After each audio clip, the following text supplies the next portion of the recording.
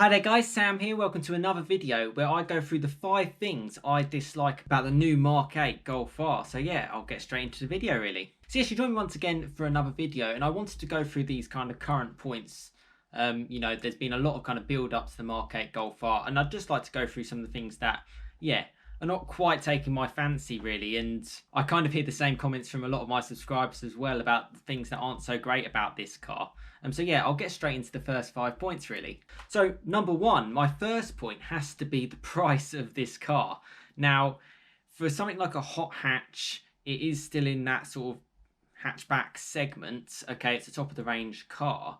Price is really, really important, and to make something affordable is also really important. You know, a VW Golf R isn't necessarily an A45S. It's not an Audi RS3. It's not something which is like a super overpriced hot hatch in some ways with crazy running costs. It's supposed to be an accessible car to get into. But from what I'm hearing, and from looking at kind of the base price of even a Mark 8 Golf R line, is sort of, by the time you spec it, is nearly £30,000. Now, it looks like from a base price, this is going to be anywhere from sort of like £37,000 to £38,000 before you put any options on it. That's an awful lot of money for simply just a hot hatchback. And for me, too much money. It should be a lot more affordable, particularly in this day and age. I'd obviously, hold reservations to see when the price does come out. And I know a lot of people do things on monthly basis and everything like that, but at the end of the day, it's a lot of money to be paying for a car. So yeah, that's my number one point. The second point has to be the weight of the car. Unfortunately, it's a penalty for all kind of newer models in this market. If you're not aware, mainly for safety crash testing as well, they've got a new regulation in the latest tests as well, with May 2020 at the moment.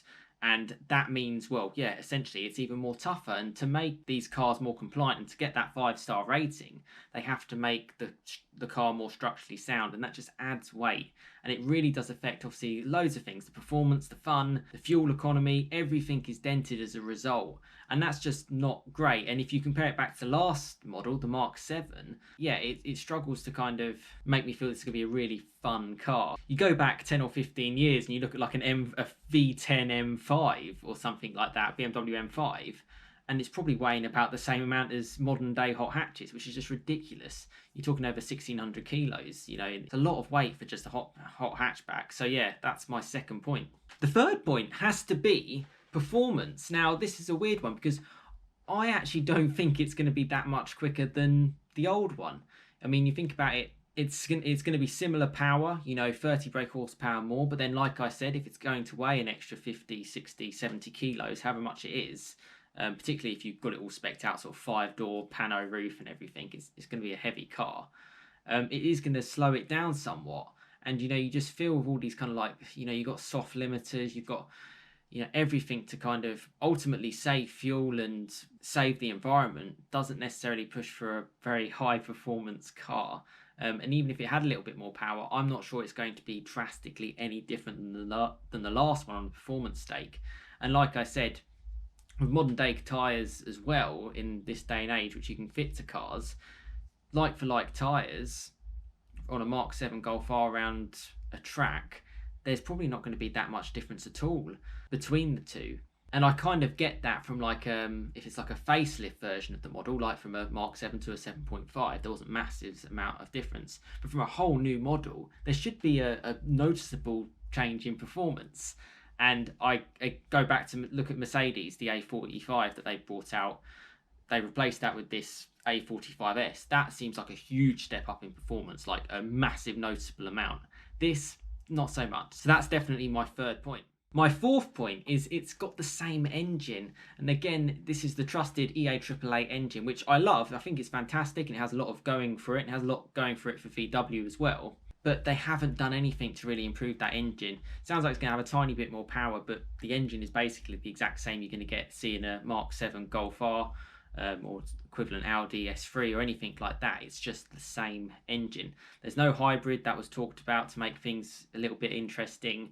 There's nothing really quirky about it on that performance side of things, which is a shame when you're going again to a whole new model. It's not like a facelift version. This is a whole brand new model, and they haven't really, in my mind, made a huge amount of effort on that part. And to be honest, it just sounds like they're trying to just fill a gap a little bit, which, you know, for a car enthusiast who wants to see a really cracking car, it doesn't really give me massive of hope for this to be a, you know, an absolutely sensational car. So yeah, that's definitely my 4th point. My 5th point, and I think a lot of my subscribers might know this one as well, and a lot of you guys comment on it as well. Yeah, no manual gearbox option. So that's a real shame. And again, if you compare it to video I did yesterday on the Golf GTI, the Golf GTI is going to have a manual. Golf R is not going to have a manual. It's DSG only. It's 5-door only as well, but we'll skip over that. And that, you just lose that engagement. You lose at least that option for people to kind of choose it. Even if it is a small minority, it's, you know, someone who would be getting into that kind of car. And that's a real shame. I love my Mark 7 Golf R in a manual. I've done plenty of videos on this channel on around that, and I think it's a great driver's car. I really do. I really think when you get down to it, it's a really fun car to drive. And the gearbox is a big part of that as well. So not to offer a manual gearbox is a real shame. And it just looks like that's the way we're going with these things. But yeah, that's definitely the 5th thing that yeah, I currently dislike about the Mark 8 Golf R. So yeah, there you go. There's 5 points currently that I wanted to say. We're sort of heading towards the end of May 2020 here. And as I've mentioned in other videos, I am looking forward to seeing this car. I am looking forward to seeing what it's going to be like. But these are kind of the points that I kind of wanted to raise that I currently don't like, and the things that I think would put a potential Mark 7 Golf R owner off going for. And yeah, I really wanted to share that with you guys. And also, you know, let me know your thoughts in the comments of what you kind of feel, things that don't quite work. Now, I know things like styling is all subjective. I actually think it actually looks all right. So I wouldn't mention that as kind of my main 5 reasons to go against it. And until we see it out on the road and drive it for real, it's very hard to make a full judgment. But this is currently at this stage. We've seen plenty of testing. We know a little bit more about it. And yeah, those are my thoughts on the car. But yes, thanks so much for watching. Have a great rest of your day. Enjoy the rest of your bank holiday if you're here in the UK or elsewhere in the world. Yeah, and stay tuned for plenty more content to come on this channel. You know, I'm a big VW fan, as I'm sure you all know. It's a big passion of mine. I love my fast forwards. I love Porsche. I love those kind of things. And that's what I share on the channel, along with documenting my Mark 7 Golf R as well. So yeah, please stay tuned for plenty more content to come. But yes, thanks so much for watching. Have a great rest of your day, and I'll see you again next time. Cheers, guys.